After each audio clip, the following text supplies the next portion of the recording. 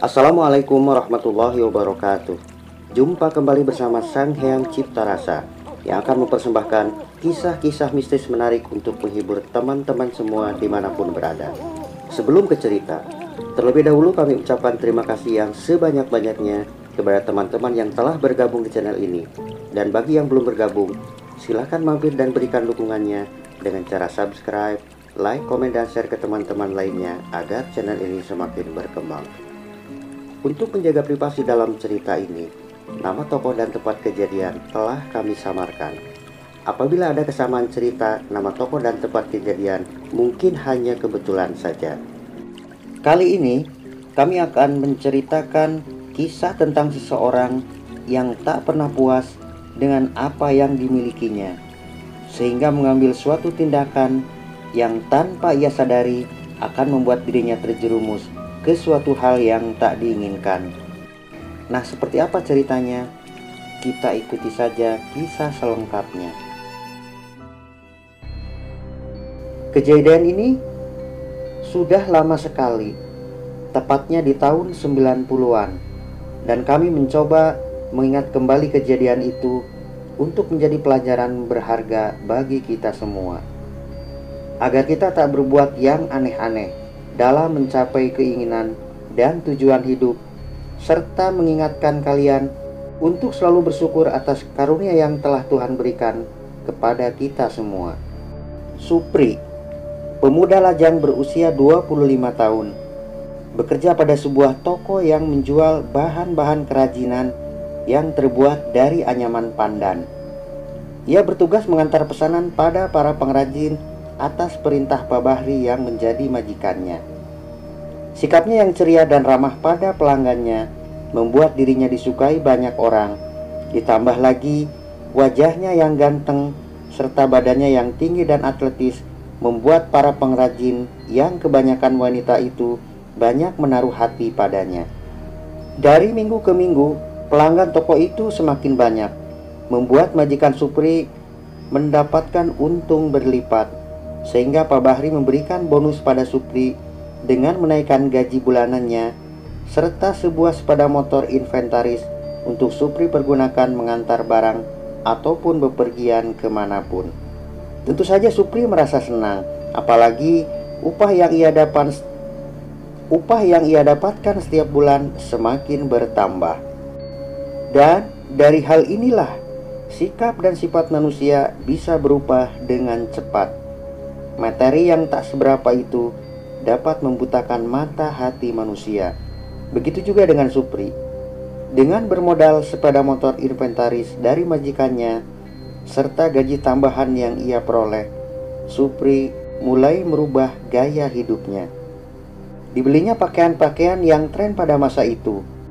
Tak lupa sepatu dan aksesoris anak muda pada umumnya, membuat penampilan Supri semakin bersinar, membuat terpesona siapa saja yang memandangnya, terutama para wanita pengrajin di kampung tersebut. Ibu-ibu sering mencuri-curi pandang dan berbisik-bisik ketika Supri datang mengantarkan pesanan mereka. Bahkan beberapa di antaranya dengan tanpa malu-malu memandang berlama-lama wajah Supri yang ganteng itu. Namun ada juga seorang ibu tanpa ragu mengutarakan isi hatinya pada Supri agar ia mau untuk dijadikan calon suami dari anak gadisnya.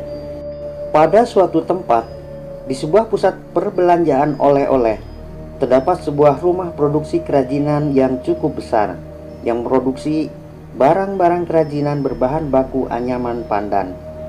Bahan baku anyaman tersebut ia beli dari toko Pak Bahri di mana Supri bekerja saat itu. Teh Marni adalah pemilik rumah produksi tersebut. Ia adalah seorang janda kaya pada masa itu. Ia ditinggalkan suaminya yang berselingkuh dengan wanita lain. Usia Teh Marni saat itu sekitar 45 tahun. Memiliki 4 orang anak, 2 diantaranya telah dewasa, dan 2 orang lagi masih balita. Usaha produksi kerajinan Teh Marni saat itu sedang naik daun, dengan banyaknya pesanan dari dalam dan luar negeri. Sebagian hasil produksi Teh Marni dipasarkan oleh anaknya yang telah dewasa melalui toko yang dikelola oleh anak pertamanya.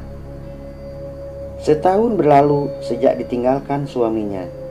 Ada rasa kerinduan Teh Marni untuk mengisi kekosongan hatinya dengan memiliki seorang suami kembali. Sebenarnya telah beberapa kali Teh Marni didatangi lelaki dan mencoba mendekati Teh Marni. Namun Teh Marni tak memberinya respons. Ia masih trauma dengan mantan suaminya yang dulu. Dan sampai saat itu, ia belum menemukan lelaki yang cocok untuk menjadi ayah dari 4 orang anaknya tersebut. Tapi entah mengapa, seiring waktu berjalan, pertemuan Teh Marni dan Supri membuat hatinya selalu deg-degan. Seperti ada sesuatu getaran di hatinya yang merujuk pada sosok Supri. Berawal dari seringnya Supri mengantar barang ke tempat Teh Marni waktu itu, Teh Marni sering mencuri-curi pandang pada sosok pemuda ganteng itu. Dan saking perhatiannya Teh Marni pada Supri, sampai-sampai ia sering memberikan uang lebih pada Supri dari harga semestinya yang harus ia bayar atas pesanan barang tersebut. Pernah suatu ketika, Teh Marni menawarkan makan malam bersama di rumahnya. Namun, Supri menolak dengan halus ajakan Teh Marni dikarenakan terburu-buru harus mengantarkan pesanan kepada pelanggan lainnya. Dan Teh Marni pun harus memendam perasaannya saat itu. Cerita kembali ke Supri. Sejak ia mendapatkan sepeda motor inventaris dari majikannya itu, dengan leluasa ia dapat bermain ke sana kemari untuk menghabiskan waktu malamnya sepulang bekerja. Tak ada kesulitan bagi Supri untuk mengencani dan hinggap pada bunga-bunga yang sedang merekah dimanapun ia mau. Bermodal wajah gantengnya, ia dapat meluluhkan setiap wanita dengan hanya sekali pandang. Waktu terus berlalu. Kelakuan Supri sudah keluar dari ambang batas normal. Ia merasa dirinya best seller di antara para pemuda lainnya. Hal ini membuat geram beberapa pemuda di desa itu, karena mereka hanya mendapatkan perempuan sisa dari Supri. Akhirnya mereka pun merencanakan sesuatu untuk memberikan pelajaran pada Supri. Dan malam itu, 3 orang pemuda desa itu bersiap menghadang Supri yang akan pulang ke rumahnya melewati jalan itu. Jalan itu bersebelahan dengan kebun singkong milik warga sekitar, sehingga cukup aman bagi mereka menjalankan aksinya. Beberapa batang pohon singkong telah mereka siapkan untuk menganiaya Supri. Dan sekira pukul 10 malam, dari kejauhan, sayup-sayup terdengar deru sepeda motor mendekat ke arah mereka. Lalu, ketika sepeda motor itu melintas di hadapan mereka, 3 orang pemuda itu melemparkan batang-batang pohon singkong dan mengenai tubuh Supri saat itu. Sontak saja, Supri kaget dan tak dapat menahan keseimbangan. Ia pun terpelanting dari sepeda motornya dan jatuh seketika. Belum juga Supri menarik nafasnya, 3 bayangan mendekat dan menghajarnya tanpa ampun. Berkali-kali batang singkong mendarat di tubuhnya, hingga Supri terkapar di tanah bersimbah darah. Dan ketiga bayangan itu menghilang entah kemana. Kembali ke Teh Marni. Waktu menunjukkan pukul 9 pagi. Teh Marni gelisah. Ia berkali-kali menengok ke depan rumahnya setiap mendengar suara sepeda motor. Beberapa kali ia kecewa ketika tak mendapati yang diharapkannya. Tak biasanya, barang pesanan Teh Marni terlambat datang saat itu. Pukul 7.30 pagi. Biasanya barang pesanan Teh Marni telah sampai ke tempatnya. Namun, sudah pukul 9 pagi, barang pesanan tak kunjung tiba. Dan tentu saja, bukan hanya sekedar barang pesanan yang ia harapkan pada pagi itu. Namun, sang pengantar barang itulah yang membuat hatinya selalu berdebar dan salah tingkah ketika bertemu dengannya. Tiba-tiba suara sepeda motor berhenti di depan rumahnya. Teh Marni melonjak kegirangan dan bergegas ke depan. Beberapa pekerjanya saling pandang dan mengedipkan matanya, seakan mereka tahu apa yang ada dalam benak Teh Marni majikannya itu. Namun Teh Marni kembali harus menelan pil pahit tatkala sampai di depan. "Lah, kok bukan Supri yang antar barang?" tanya Teh Marni. "Supri lagi sakit, Teh," jawab pemuda itu. Pemuda itu Dahlan, teman sekerjanya Supri, menggantikan sementara tugas Supri yang sedang sakit. Dahlan segera menurunkan barang pesanan Teh Marni dan menaruhnya di tengah ruangan itu. Setelah menerima pembayaran, ia pun kembali menderu sepeda motornya dan lenyap di keramaian jalan. Teh Marni hanya menatap kosong kepergian Dahlan. Pikirannya melayang pada satu sosok yang telah membuatnya jatuh cinta. Beberapa hari para pelanggan Supri bertanya-tanya tentang sakit yang diderita oleh Supri. Namun Dahlan tak menjelaskan secara rinci pada mereka sesuai pesan majikannya, Pak Bahri, agar tak membuat cemas dan heboh para pelanggannya tersebut. Seminggu berlalu. Setelah tak ada kehadiran Supri di toko Pak Bahri, tugas mengantar barang dikerjakan oleh Dahlan. Cerita kembali ke Supri. Setahun sebelum Supri bertugas untuk mengantar barang pesanan kepada para pelanggan Pak Bahri, ia terlebih dahulu bertugas mengambil bahan baku pada para tengkulak anyaman di daerah Jawa Tengah dan Banten. Hari itu Supri bersama sang supir berangkat ke Jawa Tengah mengendarai sebuah truk menuju suatu tempat yang jauh di pedalaman Jawa. Butuh waktu 1 hari untuk sampai ke tempat tujuan. Dan ketika sampai di sana, bahan baku belum terkumpul sesuai jumlah pesanan. Jadi harus menunggu para pengrajin lokal menyetor barang pada tengkulak itu. Para pengrajin lokal itu tinggal di lereng gunung yang banyak ditumbuhi tanaman pandan berduri yang akan mereka olah menjadi potongan-potongan kecil sebagai bahan untuk membuat berbagai barang kerajinan. Akhirnya sang sopir dan Supri harus menginap di rumah tengkulak itu sampai pesanan mereka terpenuhi seluruhnya.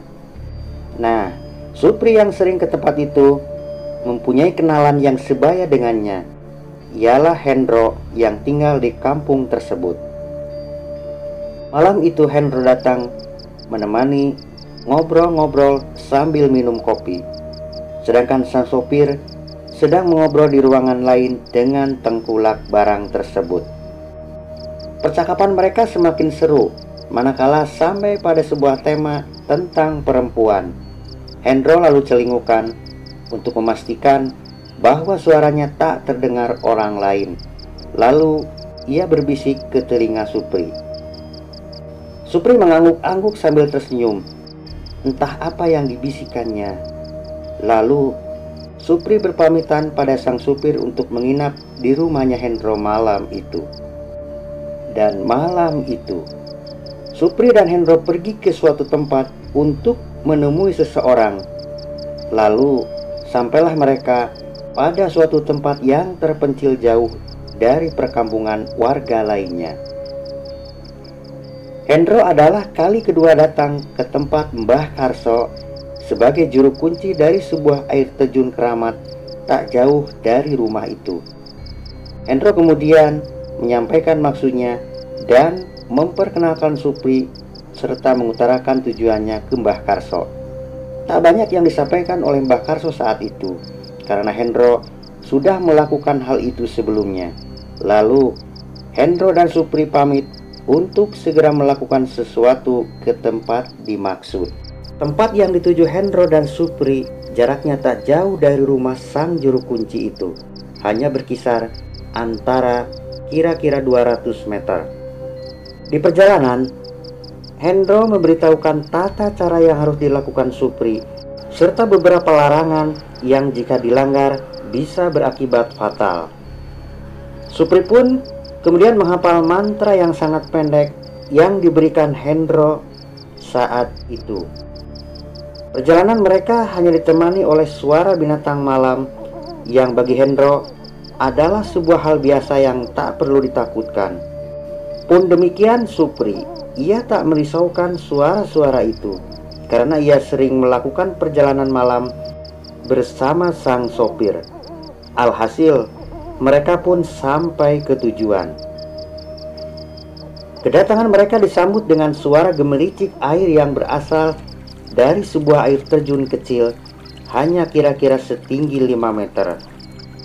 Airnya tercurah pada sebuah lubuk, yaitu kubangan air selebar kira-kira 3 kali 3 meter, serta kedalaman air hanya sampai pusar orang dewasa. Segera Hendro berlutut diikuti oleh Supri. Lalu kemudian Hendro membakar dupa pemberian Mbah Karso tadi. Asap berbau harum pun mengepul dari dupa itu yang semerbak tertiup angin malam. Lalu terlihat oleh sudut mata Supri sekelebatan cahaya merah keluar dari balik air terjun itu, berputar-putar sesaat dan lenyap seketika. Hendro lalu berdiri dan membuka seluruh pakaiannya tanpa terkecuali dan menaruhnya di atas sebuah batu. Supri sempat ragu, namun Hendro segera mengingatkan. Akhirnya Supri pun melakukan hal yang sama seperti Hendro. Hendro lalu duduk bersila di batu datar di pinggir lubuk itu.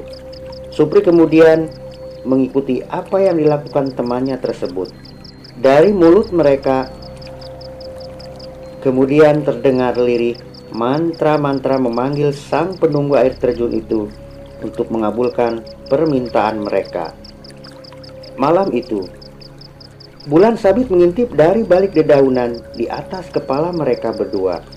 Cahayanya yang temaram cukup memberikan penerangan di tempat itu. Malam itu, bulan sabit mengintip dari balik dedaunan di atas kepala mereka berdua. Cahayanya yang temaram cukup memberikan penerangan di tempat itu. Angin malam pun seakan enggan mengganggu mereka yang sedang husyuk semedi. Hanya suara gemericik air dan suara binatang malam yang menemani Hendro dan Supri saat itu. Lalu, apakah sebenarnya yang dilakukan Hendro dan Supri di tempat itu? Untuk mengetahui cerita selanjutnya, kita simak di part 2. Terima kasih bagi teman-teman yang telah menonton dan mendengarkan ceritanya.